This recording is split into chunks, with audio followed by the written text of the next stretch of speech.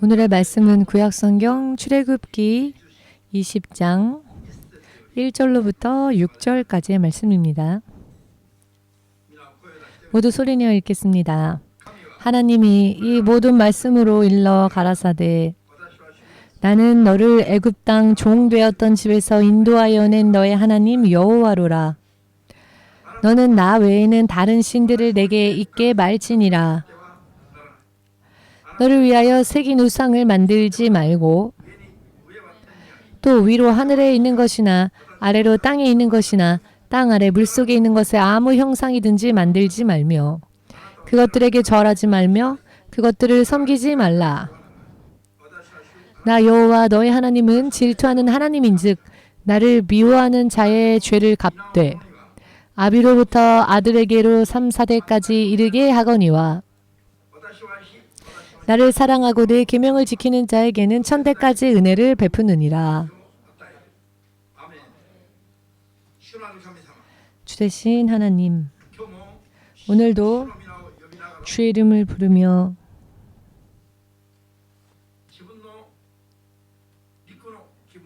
자신의 육의 기분, 감정, 생각으로 세상의 것을 우선적으로 구해왔던 일들이 있다면 그것이 죄라는 것을 깨닫게 하여 주시옵고 이와 같은 죄를 회개하고 하나님의 나라와 하나님의 의를 우선적으로 구하는 것이 하나님을 믿는 자들이 하나님으로 인해 보장되어지는 삶을 사는 것이 됨임을, 이것이 올바른 믿음으로 사는 길임을 다시 한번 상기시켜 주시옵고 반드시 주의 이름을 부르기 시작한 모든 이들이 결과적으로는 하나님으로 인해 살면서 살아계신 하나님의 신실하신 약속과 그 역사와 은혜를 낱낱이 증거할 수 있도록 명실상부 살아계신 하나님과 함께 사는 하나님의 자녀로서 바르게 모든 면에서 충만함을 받고 복음을 증거하며 살 수 있도록 도와주시옵소서. 단 한 명도 신앙의 이해가 이루어지지 않아 약속되어진 이 원대한 축복이 기다리고 있음에도 불구하고 도중에 하차하는 일이 절대로 없도록 지켜주시옵소서. 예수 그리스도 이름으로 기도하옵나이다. 아멘.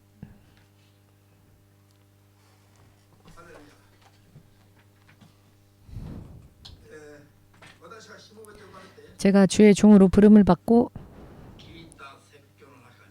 들은 설교들 중에 당시에 한국도 그 당시만 해도 한국에서 뜨겁고 정말 강력한 믿음을 가지고 영적 싸움을 싸우는 교회 그리고 목회자들이 많이 있던 때였습니다. 지금과는 전혀 흐름이 또 틀렸던 시대이기도 한데요. 그때 들었던 설교 가운데에서 이런 설교가 있었습니다. 지금의 한국이 아니라 1900년대에 접어들어서 한반도에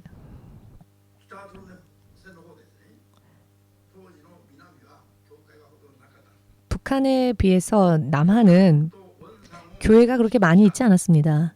평양과 원산을 중심으로 한 성령의 역사가 폭발적으로 일어나게 되었고 죄를 회개하고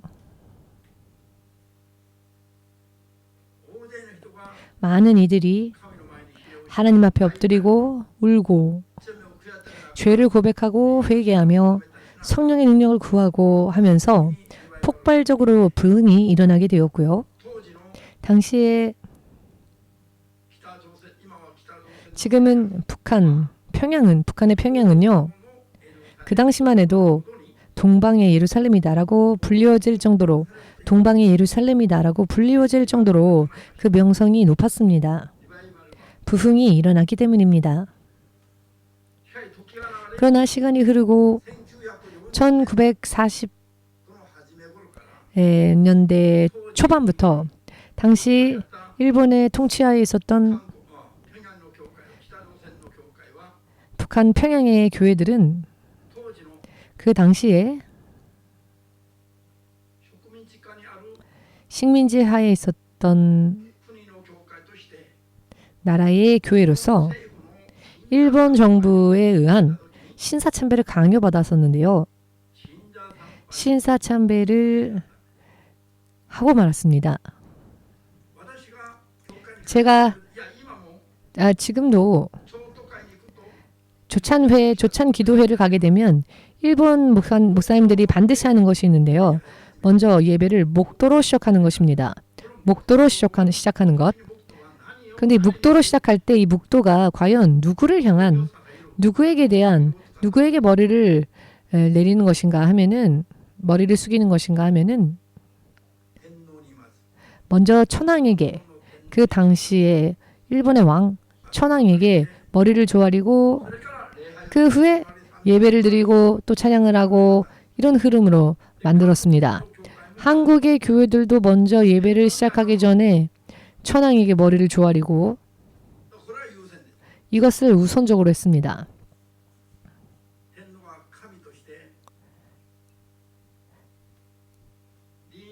천황을 신으로 인식시켰었기 때문에 교회가 그것을 받아들였다는 것이 됩니다. 받아들이지 않으면 핍박이 있었으니까요. 그 연장선으로 신사참배 또한 있었습니다. 신사참배가 핍박과 박해로 덮쳐왔을 때, 물론 한국에서는 유명한 그런 핍박이나 박해의 탄압에 굴하지 않고 신사참배를 거절하고 그로 인해 투옥되고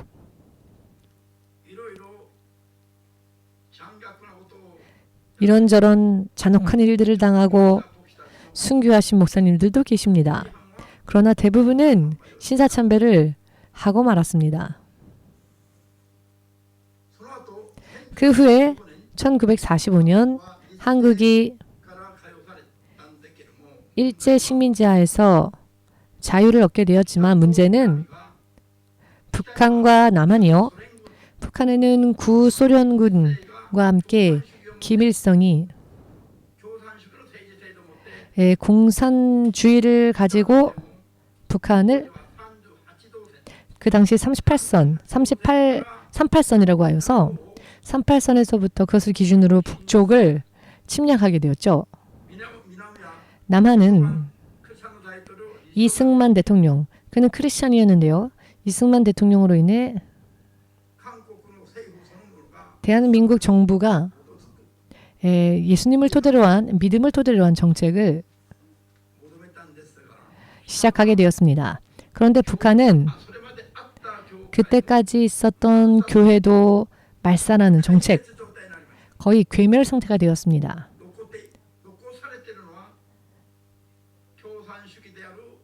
남아있는 것은 공산주의인 북한에도 교회가 있다라는 것을 보여주기식에, 공산주의 체제 하에도 종교의 자유가 있다라는 것을 보여주기식의 선전을 위한 것으로 남아있는 교회 이외에는 전부 망하고 말았습니다. 그 후로부터 지금까지 북한에 있는 교회와 인민들은 예수님을 믿는다고 큰 소리로 말할 수도 없는 그런 상태에 접어들게 되었습니다. 이것이 기독교의 역사 가운데서도 유명한 평양 부흥, 동방의 예루살렘이라 불려질 정도로 부흥이 일어났었던 하나님의 은혜가 정말 넘치도록 그 은혜가 임했음에도 불구하고 믿음을 지키지 못한 채 신사참배를 함으로써, 그리고 예배 때에 묵도를 하는 것을 받아들이고 먼저 일본의 천황에게 인사를 하는 것으로부터 시작하여 가장 하나님께서 싫어하시는 우상 숭배의 죄를 범하였기 때문에 그 후 북한의 교회들이 괴멸의 상태가 되었습니다. 그 상태가 지금까지 계속되어지고 있습니다. 북한이 지금의 김일성 일가의 공산주의의 체제하, 교회가 교회답게 활동을 할 수가 없게 되어버린 이유가, 가장 큰 이유가 바로 이것에 있다라는 설교를 제가 들었습니다. 처음 제가 이런 설교를 들었을 때 그냥 목사님이 설교를 하시는구나 라고만 생각했습니다. 그러나 시간이 흐르면 흐를수록 이와 같은 이야기들을 저도 이해하게 되었고 또 여러분들에게 가르치기 시작하면서 저도 다시 생각해보니 그때 그 설교가 정말 틀림없는 설교였다 라는 것을 저도 찬성하게끔 되었습니다. 그렇구나. 우연이란 게 없구나. 하나님의 교회가 저렇게 불타올랐던 정말로 뜨거웠던 교회들이 그렇게나 많았는데 돌연 괴멸 상태가 되었죠. 교회가. 그 가장 근본적인 이유가 바로 우상 숭배에 있었다는 것입니다. 여러분들이 지금 읽은 출애굽기 20장 3절부터 6절까지의 이야기들 가운데를 말씀을 보시면 10계명 하나님께서 당신의 백성들에게 10가지 계명을 지키도록 백성들에게 주신 계명이 있는데요. 그 계명 중에 오늘 우리가 읽은 본문 말씀에는 하나님 이외의 다른 신, 지금 말로 표현한다면 예수님 이외에 다른 신이 없음에도 불구하고 마치 다른 신도 있는 것처럼 존재하는 것처럼 다른 신들도 함께 믿고 섬기면 안 된다는 것. 우상 숭배를 경계하시는 계명이 있지요. 이 우상 숭배가 하나님의 이름을 부르는 사람들에게 가장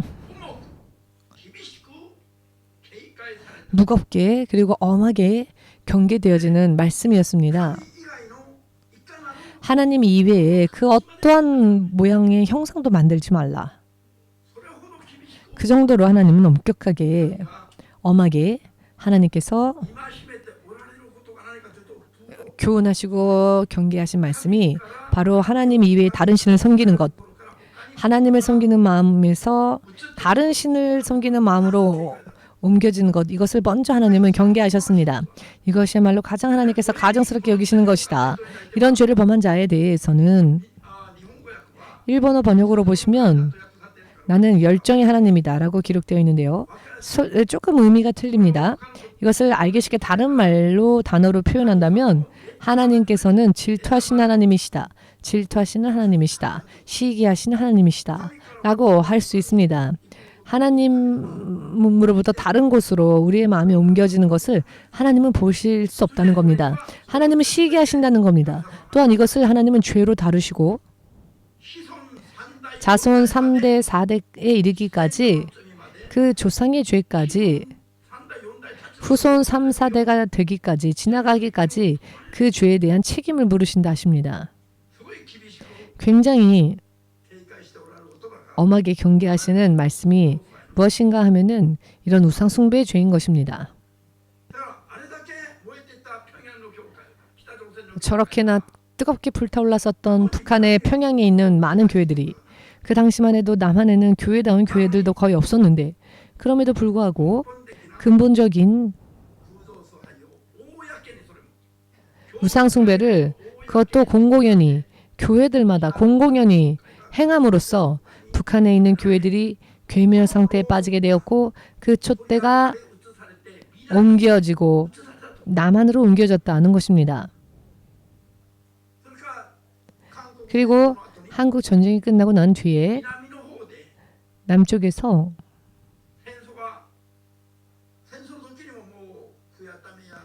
전쟁 중에서도 금식하며 기도하며 엎드렸고요. 그리고 이 일들이 마치 도화선이 되어서 한국 사람들을 불지폈고 그 후에 한국에 이 남한에 대형 교회들이 우후죽순 생겨나기 시작했습니다. 이것은 평양에 있었던 촛대가 한국으로 옮겨갔다는 것입니다. 이와 같은 일들을 현상은 하나님의 통치 법칙과 비교해 볼 때 통치 법칙으로 비추어 볼 때 납득가는 과연 그렇구나라고 눈에 들어오는 보이는 그런 이야기입니다. 사람이 예수님을 만나기 전에는 여러 많은 모양의 우상 숭배를 합니다. 저도 그런 사람들 중 하나였습니다. 먼저 예수님을 믿을 때에는 예수님을 믿게 되면 먼저 우상 숭배나 그 불신앙의 죄 일단 회개하고 예수님이 구원주다라고 인정하고 믿게 되었을 것입니다. 오늘의 테마는 이렇게 크리스찬들이 되었음에도 불구하고 크리스찬들이 범하기 쉬운 우상 숭배죄가 있다라는 것입니다. 크리스천이 되었음에도 불구하고 신사를 간다든지 절에 간다든지 하는 사람들이 간혹 있다고 합니다. 또는 점을 치는 일을 하다가 목사가 된 사람들이 한국에는 몇 분이나 있는데요. 그 분들 중에 어떤 분의 간증을 들어보니 점을 치던 일을 할 때 목사들도 점 치러 오더라. 정말 안 웃을 수 없는 이야기죠. 크리스천들 20-30%는 크리스천들이랍니다. 점을 보러 오는 사람들이. 신년에 한 해의 운세를 묻기 위하여서 크리스천들도 점쟁이 앞에 온답니다. 점을 치러. 여러분 실제로 있는 이야기입니다. 이와 같은 사람들은 또 따로 떼놓더라도 정말 우상숭배를 그만두고 오직 예수님만이 주님이시며 하나님이시며 이것을 믿고 있고 하나님께로 돌아왔고 나는 하나님의 바른 하나님의 사람으로 믿음 생활하고 있다라고 생각하는 사람들 중에도 범하기 쉬운 우상숭배의 죄가 있다라는 것을 오늘은 여러분들에게 설명을 드리겠습니다. 아멘 되십니까? 그것이 무엇인가 하면은요.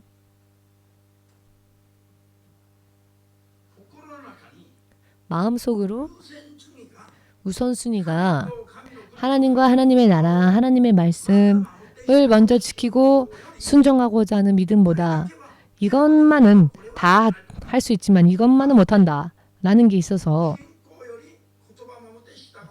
믿음보다 말씀을 따라 지키고 사는 것보다 우선적이 되는 것이 있다면 우선이 되는 게 있다면 그것은 그 사람에게 있어서 마음속에 있는 우상입니다. 모양과 형상이 없다 할지라도 그것이 또 다른 마음의 우상입니다. 이렇게 되면은 이런 죄가 우상숭배와 동등한 죄로 여겨집니다.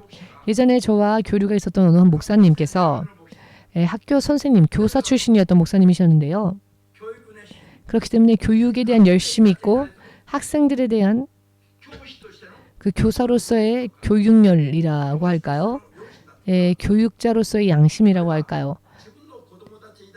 자신들의 아이들에 대한 그 어버이로서의 책임 등등 이와 같은 것들이 다른 여느 사람들보다도 좀 다른 그런 사람이 있었습니다. 그런데 그렇기 때문에 목사로서 당시에 생각한 것은 교사였던 사람이 목사가 되는구나.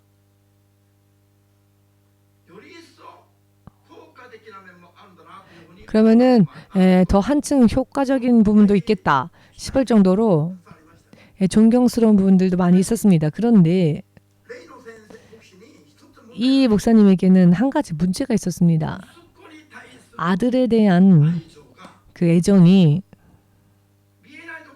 보이지 않는 곳에서 가장 최고가 되어 있었습니다. 전부 바르게 하고 있는 것처럼 보였지만은 이 아들에 관련된 이야기만 나오면은 마음이 약해지고 아들을 뛰어넘지를 못했습니다. 아들이 아직 고등학생이었을 때에 굉장히 잘생긴 아들이었는데 저는 사진밖에 보지 못했지만은 주님께서 그 아들을 하늘로 데려가셨습니다. 그 목사님의 말씀이 그러했습니다. 그런데 왜 하나님이 그 아들을 갑자기 데려가셨느냐? 이 목사님을 정말로 하나님을 섬기는 목사로 하나님께서 사용하시기 위하여서 하나님과 그 목사님 사이에 우상과 같은 것이 가로막고 있으면 하나님이 이 목사님을 하나님의 계획대로 사용하실 수가 없었기 때문에 하나님이 그 아들을 먼저 데려가셔서 진실로 성령이 함께 역사하실 수 있는 하나님께서 사용하실 수 있는 그와 같은 종을 만들고자 하셨던 것입니다. 그래서 아들을 먼저 데려가셨다라고 하는 이야기를 그분에게로부터 들었습니다. 본인 또한 이 이야기가 납득이 되는 본인한테 들었으니까요. 납득은 되지만은 아이를 데려가시고 난 뒤에도 휘청휘청 했던 것입니다. 자, 왜 하나님께서 아들을 데려가셨는지 이유를 깨달았다면 성실하게 하나님을 섬기면 좋았을 텐데 언제나 그 아들 때문에 항상 우울했었습니다. 알면서도 하지 못하는 겁니다. 그런 모습을 제가 본 적이 있습니다. 마음속에 있는 우상, 이것이 하나님과의 사이에 있어서 다시 또 하나의 죄가 되어 개개인 또한 그 믿음 생활을 방해하게 됩니다. 하나님께서 우리에게 약속하신 것은 저주 멸망이 아닙니다. 실패가 아닙니다. 반드시 승리, 반드시 채워주시고 반드시 평안을 허락하시고 여러 많은 것으로 약속해주고 계시는데요. 지난주 설교처럼 하나님의 나라와 하나님의 의를 먼저 구하는 이런 당연한 믿음 위에 서게 되면 하나님이 그 사람의 인생을 책임져 주십니다. 그렇지만은 이와 같은 믿음을 또 방해하는 게 있는데요. 그게 무엇이냐? 크리스천이 되었음에도 불구하고 정말로 심각한 우상숭배와 동등한 죄를 범하고 있다는 사실을 깨닫지도 못하고 혹은 알고 있지만 뛰어넘지 못한 채 그 죄에 걸려 넘어지는 사람들이 있다는 것입니다. 깨달으시길. 또 하나는 불순종, 연관성은 있습니다만 하나님께서 어떤 무언가를 명령하셨을 때에 그 명령을 순종하지 않고 자기의 기준이나 자기의 판단으로 하나님의 명령을 따르지 않는 것은 그 불순종은 우상숭배와 동일한 죄다. 사무엘상 15장 23절에서 이스라엘의 초대 왕이었던 사울 왕이 아말렉을 철저하게 진멸하라라고 말씀을 들었을 때 먼저 그 말씀을 순종하여 아말렉을 치러 갔습니다. 그리고는 그들을 멸망하는 전쟁을 하였는데요. 진멸하라 하셨지만 일부를 남겨두고 말았죠. 그 아각 왕을 비롯하여 살찐 짐승을 일부 떼어놓고는 변명으로는 하나님께 드릴 제사의 제물로 하기 위해서다라고 백성들의 그 이야기를 들어서 이것을 살려두고 말았습니다. 이 사건은 후에 예언자에게 질책을 받게 된 우상숭배와 동등한 죄이다라고 사무엘을 통해 지적받게 된 죄였습니다. 무슨 죄라고요? 우상숭배와 동일한 죄가 불순종의 죄라는 것입니다. 불순종의 죄를 우상숭배하는 죄와 동일하게 판단하시는데 믿는 사람은 그 심각성을 모르고 있습니다. 믿는 사람이 괜찮겠지. 설마 여러 많은 이유로 결정적으로 하나님의 그 계획을 따르지 않는 경우에는 본인이 인식하지 못하는 사이에 우상 숭배와 동등한 죄를 범하고 만다는 사실을 깨달으시기를. 아멘 되십니까?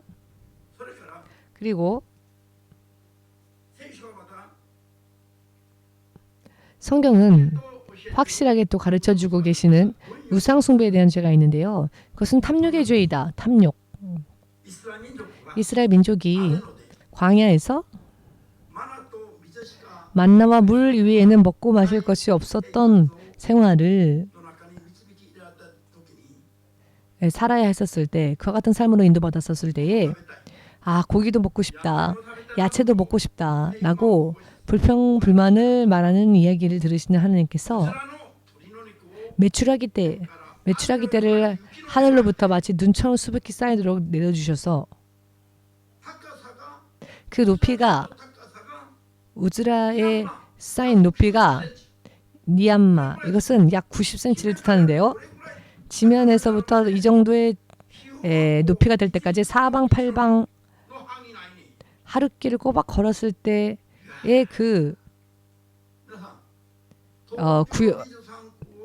반영 안에요. 여러분, 동경 23구가 있는데요. 동쪽에서 서쪽으로 이 23구를 걸으면 얼마나 걸릴 거라고 생각하십니까? 도보로.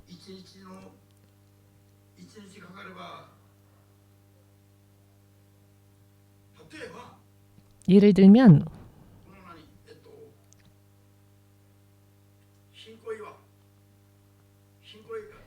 시엔코이와에서 저기 세타가야의 구석까지 몇 시간 걸릴 거라 생각하십니까?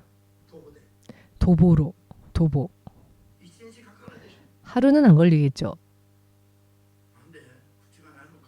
아니, 왜 대답 안 하십니까? 입이 없으십니까?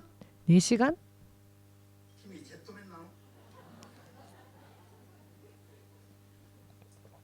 무슨 슈퍼맨입니까? 자전거를 타도 4시간으로는 못 갈 겁니다. 동경 23구를.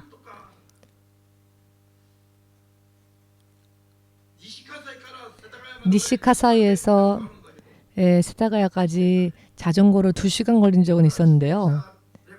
그거는 자전거 레벨의 이야기지요. 도보로 걸으면은 그래도 하루는 안 걸리지 않을까. 계속 걷는다면 말입니다. 그 매출액 때가 쌓인 지경이 그 하루길 걸을 지역에 1m의 두께로 높이로 매출액 때가 하늘로부터 내려와서 쌓였답니다. 하나님께서 하룻밤새 이런 일을 일으키셨습니다. 그랬더니 아마도 눈알이 여기까지 부풀어 올랐겠죠. 모두가 다 놀라서.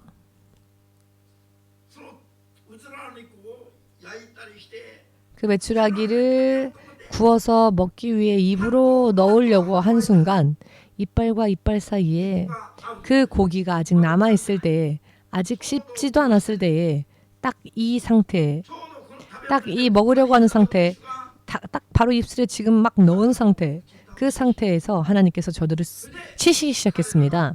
그리하여 저들이 어떤 죄명으로 하나님이 치셨는가 하면 그것이 탐욕의 죄라고 하셨습니다. 탐욕의 죄. 아니 크리스찬은 일본인들이 좋아하는 닭고기도 못 먹습니까? 그 이상의 것도 먹어도 좋습니다. 탐욕의 죄를 알기 쉽게 설명드린다면은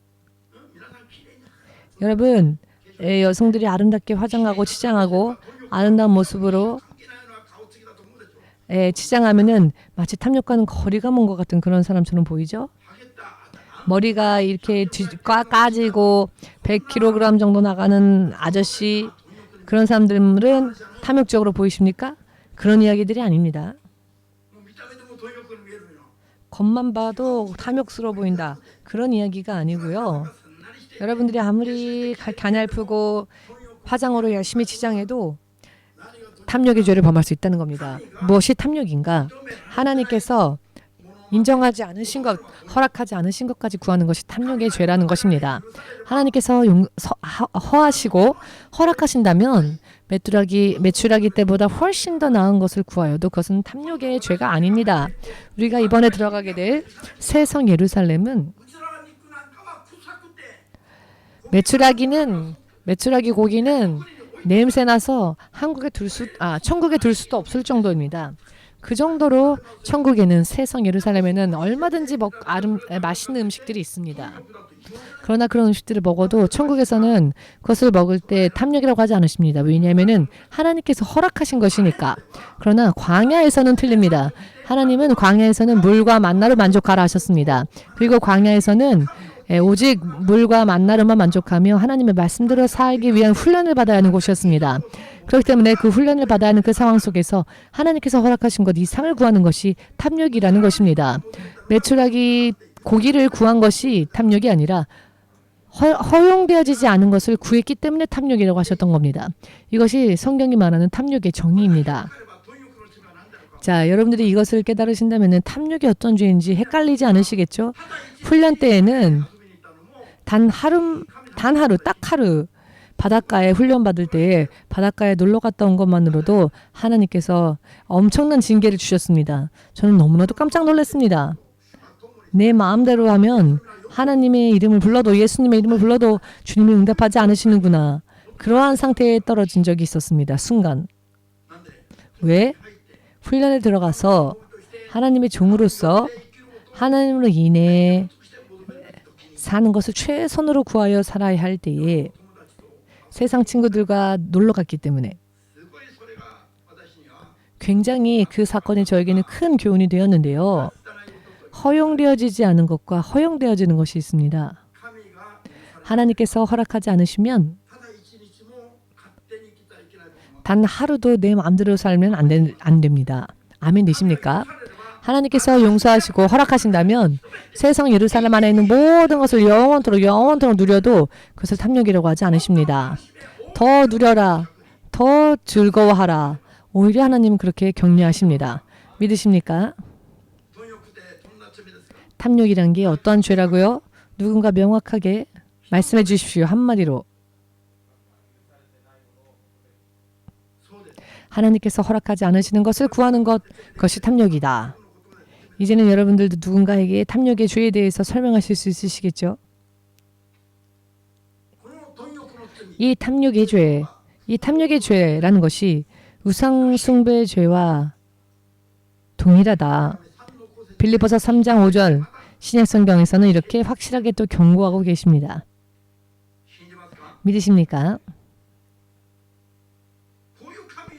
이와 같은 하나님의 기준, 하나님께서 그 입술을 벌려 말씀하시고 그 말씀으로 세상 사람들을 다스리시고 그 바로 말씀의 계명의 기준을 알지 못한다면은 하나님의 이름을 믿으면서도 크리스찬이라 말하면서도 이와 같이 하나님께서 가장 가증스럽게 여기시는 우상 숭배죄에 걸릴 수 있으며 이런 죄를 범하고 있으면서도 스스로를 깨닫지 못하는 일도 있다는 것. 가장 무서운 죄가 무슨 죄인지 아십니까? 어떠한 죄이건 진실되게 마음으로 회개하면 하루에 70번에 7, 합이 490번의 죄를 사람은 범할 수 없지만 그 정도로 죄를 범해도 신실하게 회개한다면 하나님은 그 모든 죄를 없는 것으로 해주신다 하셨습니다. 눈보다도 더 희게 정결케 해주신다고 용서하시겠노라 약속하셨습니다. 그럼에도 불구하고 회개하지 않는 죄는 저절로 사함받지 않습니다. 이것이 무서운 것입니다. 회개하지 않은 죄는 사함받지 않습니다. 하나님께서도 회개하지 않으시면 용서하지 않으신다는 겁니다. 회개하지 않은 사람까지 다 용서하고 구원하신다면 전 인류를 전부 그냥 다 구원하시면 되겠죠. 그런데 이런 약속은 없습니다. 예수께서 십자가에 못 박히시고 부활하시면 모든 사람들이 구원주를 봤어야만 했죠. 그러나 모든 사람들이 믿습니까? 모든 사람들이 구원받습니까? 그렇지는 않습니다. 열린 길이라 할지라도 이 열린 길을 택하여 걷는 자의 것이 됩니다. 예수님은 온 인류를 위한 구세주가 되셨지만 죄를 회개하고 하나님께 순종하는 믿음으로 돌아서는 자들에게 약속이 실현되어지는 것입니다. 믿으십니까? 그렇기 때문에 본인들은 자기 나름대로의 기준으로 열심히 살고 있으니까 나는 훌륭한 크리스찬이다라고 생각할 수 있지만 실상은 하나님께서 보실 때에 열심히 하는 것처럼 보인다 할지라도 어떤 의미로는 우상 숭배와 같은 죄를 계속 범하고 있는 일이 여러분 없다고 생각하십니까? 오늘의 성경 본문이 구약시대 세상 사람들은 지키지 않아도 된다고 생각하는 율법의 대명사인 10계명이죠. 10계명 중에서도 첫째 되는 계명, 첫 번째, 두 번째, 세 번째 계명이 우상 숭배를 금지하는 내용입니다. 크리스찬이 되었다고 해서 이 우상 숭배의 죄를 범해도 예수님을 믿고 있으니까 그냥 천국 간다고 생각하십니까? 그렇게 생각하는 크리스찬들이 많이 있지요. 다시 한번 말씀드리겠습니다. 10계명을 어기는 크리스찬은 하나님 나라에 못 들어갑니다. 에베소서 5장 5절에서 말씀하지 않으십니까? 에베소서 5장 5절에서 우상 숭배의 죄를 범하는 자는 하나님 나라에 들어갈 수 없다라고 하셨습니다. 그렇기 때문에 10계명의 첫째, 둘째, 셋째 계명을 어기는 자들은 자기가 크리스찬을 생각하여도 천국에 갈 수가 없습니다. 에베소서 5장 5절에서 그렇게 말씀하시니까요. 아멘 되십니까? 그런데 10계명은 지키지 않아도 된다라고 가르치는 사람이 있다면 그 사람이야말로 마귀의 앞잡이가 아니고 무엇입니까? 구원받고 싶으십니까? 예수님의 이름을 믿고 구원받고자 원하십니까? 예수님의 이름을 믿노라 고백하고 스스로 죄에서 벗어났습니까? 죄에서 떠나지 못했죠. 하나님의 말씀을 지키지 않으면 죄를 떠나지 못했다는 것이 됩니다. 아멘 되십니까? 10계명 또한 지켜야 하는 계명이라는 것을 확실하게 믿으시기를. 10계명에서 죄라고 하나에서 10가지 지정하고 있는 우상 숭배는 하나님 나라에 들어갈 수 없노라고 신약성경 에베소서 5장 5절에서도 확실하게 다시 한번 말씀하고 계십니다. 성경을 바르게 읽으시기 바랍니다. 아멘 되십니까? WCC에 가입하여 다른 신들을 섬기는 자들과 함께 예배하고 그와 같은 일들을 인정해 주는 사람들은 그런 죄를 범했음에도 불구하고 천국 갈 수 없다는 것을 여러분 깨달으시기를 주 예수 이름으로 축복합니다.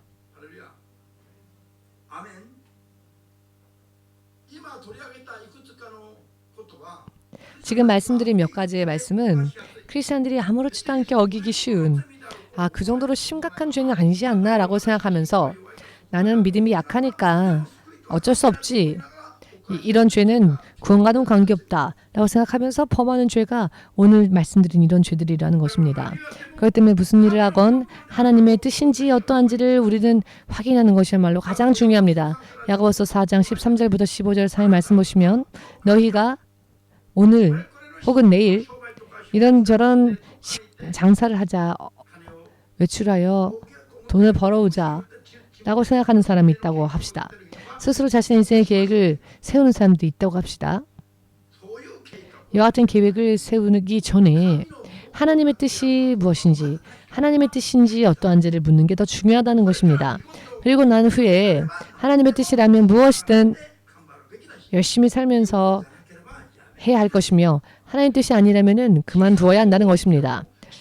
작건 크건 스스로 계획한다면 그것은 자기 나름대로 인생이 됩니다. 하나님께 여쭈어보고 하나님의 계획 안에서 사는 것이야말로 신앙의 기본입니다.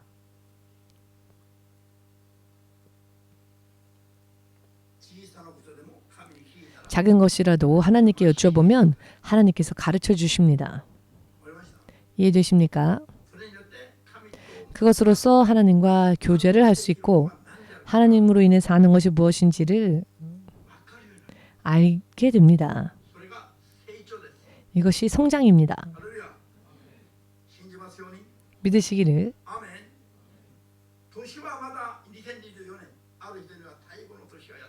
2024년 한 해가 다가왔습니다. 어떤 이에게는 대망의 한 해일 겁니다. 어떤 이에게는 최고의 축복을 누릴 수 있는 찬스일 수도 있고 인생을 다시 새롭게 만들어 갈 수 있는 찬스가 될 수도 있습니다.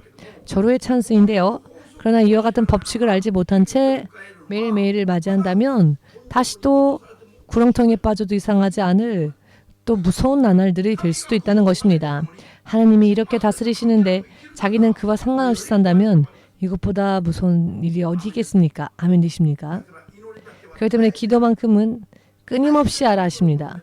끊임없이 하나님의 뜻을 구하며 하나님의 능력에 의지하며 살면 나머지는 하나님께서 예비해 주신다.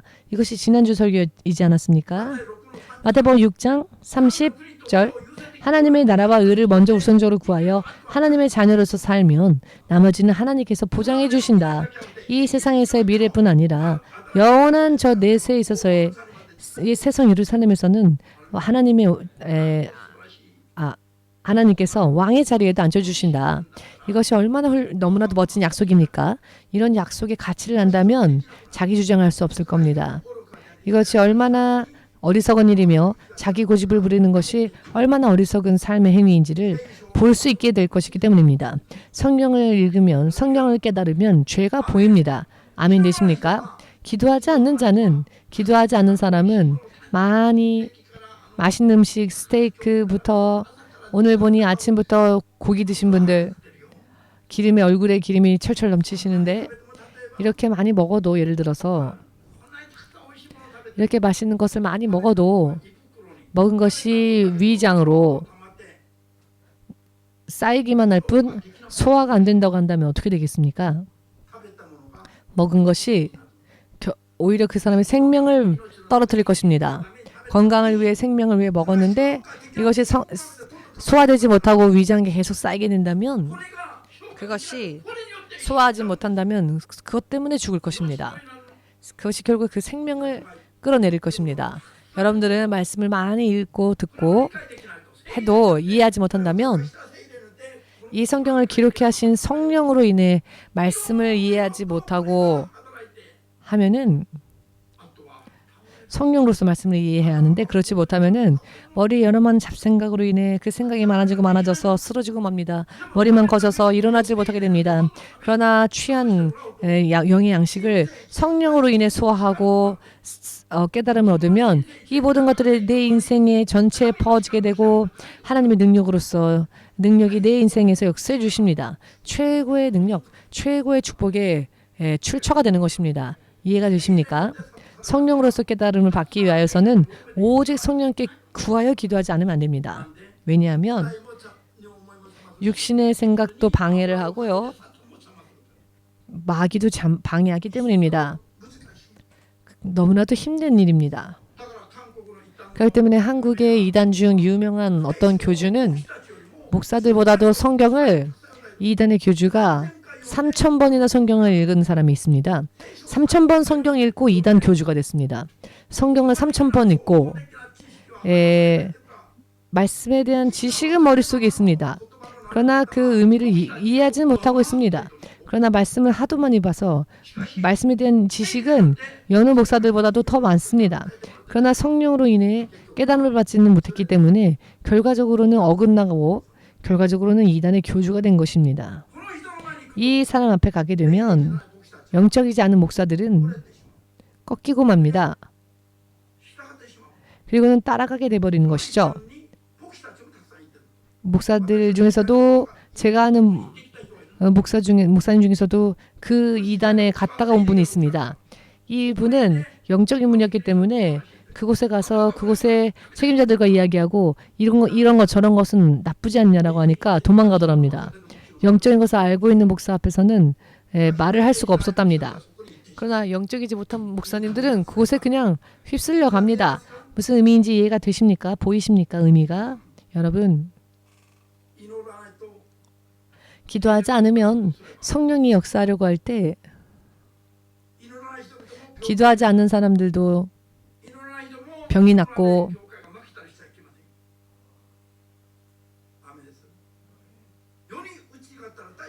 세상을 이기신 예수님 당신께서 세상에 계셨을 때에 밤에는 거의 기도로서 새셨습니다. 아침이 되면 마을로 돌아오시고 제자들을 가르치기도 하시고 복음을 전하기도 하셨다. 성경은 그렇게 기록하고 있습니다. 세상에 거하셨을 때 예수님은 아들의 모습으로 오셨기 때문에 아버지 하나님과의 교제가 필요함을 우리들에게 모범적으로 보여주셨습니다.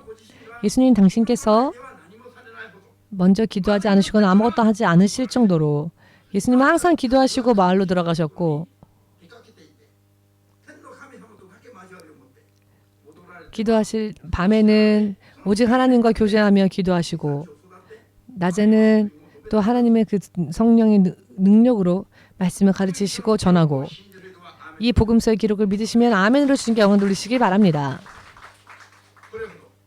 이 정도로 사람이 여러분들의 교회를 다녀도 기도하고 성령의 능력으로 지탱을 받고 지지를 받고 깨달음을 받으면서 말씀을 지키는 능력을 받으면서 육신을 부수는 힘을 받으며 사탄을 물리칠 수 있는 힘을 받으며 열심히 노력하지 않으면은 성경에 대한 이해조차 하지 못합니다. 성경에 이렇게나 중요한 말씀들이 많이 기록되어 있어도 그것을 보지 못합니다. 여러분, 우리가 먼저 알아야 할 말씀들은 이와 같은 말씀들입니다. 먼저 하나님께서 가장 가증히 여기시는 그와 같은 존재가 되었음에도 불구하고 알지 못하는 자들이 이런 지식을 얻어 자신이 먼저 그 죄 속에서 빠져나오는 것이 중요합니다. 어찌하여 하나님께서 나를 축복하지 않으시나? 원망하지 마십시오. 불평불만 말하지 마십시오. 영문이 있습니다. 이유가 있습니다. 하나님께서 왜 내 아들에게, 내 아이에게 여러분, 하나님께서 당신의 아이를 아무 의미 없이 채찍하지 않으십니다. 하나님께서는 절대적으로 심심해서 아이들을 괜스레 괴롭히시거나 하시는 분이 아니십니다. 그런데 어찌하여 크리스천들의 삶 가운데 불행한 일들이 일어납니까? 하나님께서 보호하실 수 없는 일들을 하고 있기 때문입니다. 하나님께서 가증히 여기시는 일들을 아무렇지도 않게 하고 있으니 어쩔 수가 없는 것입니다. 아멘 되십니까? 믿음 생활을 열심히 하는 것은 자기 자신을 위해서 열심히 하는 겁니다. 그 어느 누구에게도 사탄에게도 빼앗기지 않는 하나님과 나 사이에 약속되어진 것을 고스란히 받을 수 있는 것이 기도입니다. 아멘. 그러니 믿음 생활은 종합적으로 균형이 잘 잡혀 있어야 합니다. 말씀의 기준이기 때문에 말씀을 많이 읽어두시고 어떠한 말씀이 기록되어져 있는지 기준을 모르면 안 되죠. 어떤 말씀이 기록되어져 있는지 먼저 많은 정보를 받으시고 그리고 많이 읽고 많은 정보를 받아도 이해가 안 될 때에는 성령의 도우심을 구하며 많이 기도하면 한 말씀 두 말씀 깨달음이 옵니다. 한 말씀 두 말씀 깨달음이 오면 그때부터 보입니다. 그리고 이것을 성장이라 말합니다. 나면서부터 태어났는데 태어나면서부터 이렇게 어른이 태어나면 큰일 나겠죠? 태어날 때에는 한국 속담에 날 때는 작게 키울 때는 크게 라고 하는 말이 있는데요. 작게 나서 크게 키워야 한다라는 말이 있습니다. 4kg, 5kg, 7kg짜리 아이가 태어나면 엄마가 얼마나 힘들겠습니까? 그렇기 때문에 할 수만 있거든 작게 태어나라. 낳기 쉽게. 그러나 태어나고 난 뒤에는 작게 태어났다 할지라도 큰 어른이 되어야죠. 믿음은 하나님께서 이렇게 약속해 주셨습니다. 내 시작은 미약할지라도 내 나중은 심히 창대하리라. 나중은 심히 창대하리라 라고 약속을 하셨습니다. 욥기 8장 7절 말씀에서 말입니다. 할렐루야. 욥과 같이 모든 것을 잃어버리고 잿더미 위에 앉아 깨진 기왓장으로 몸에 그 가려운 부분을 기왓장으로 깨진 기왓장으로 긁을 정도로 그리고 아내에게 저주와 조롱을 받을 정도로 이렇게 고통 속에 있었을 때에도 그가 하나님 앞에 회개할 때 다시 인생이 새롭게 바뀌어져서 일찍이 욥의 인생에 있었던 축복보다 갑절의 축복이 하나님으로부터 주어졌습니다. 찬스는 얼마든지 있습니다. 회개한다면 얼마든지 찬스가 있습니다. 믿음에 어떻게 내가 믿음을 가질 것이냐 그 믿음을 잘 가진다면 찬스는 지금 여러분들에게도 있습니다. 여러분들은 어떠한 기분으로 이 자리에 앉아 계시는지 저는 모르지만은 최악의 상황이랄지라도 찬스는 얼마든지 있습니다. 하나님의 약속의 말씀과 성령으로 명확하게 하나님의 약속 안에서 들어간다면 나머지는 하나님께서 책임져 주십니다. 먼저 죽기 전에 책임져 주시고 믿은 결과를 반드시 드러내고 간증할 수 있도록 또 역사해 주시고 도와주십니다. 자, 그러면 오늘의 설교 내용을 음미하시면서 마음속에 있었던 우상, 불순종의 우상, 탐욕의 우상이 나에게는 있는가 어찌한가를 체크하시고 없다면 복이지만 만일 그런 부분들이 있었다면 빨리 회개하셔서 안전한 여러분들 되시기를 탐욕의 무덤이라고 불리는 그런 처벌을 받으면 안 되니까요. 그리고 2024년은 시작부터 반드시 미래가 보장되어지는 믿음의 삶을 살아가시기를 예수님의 이름으로 축복합니다. 자, 예수여 삼창을 함께 기도하겠습니다.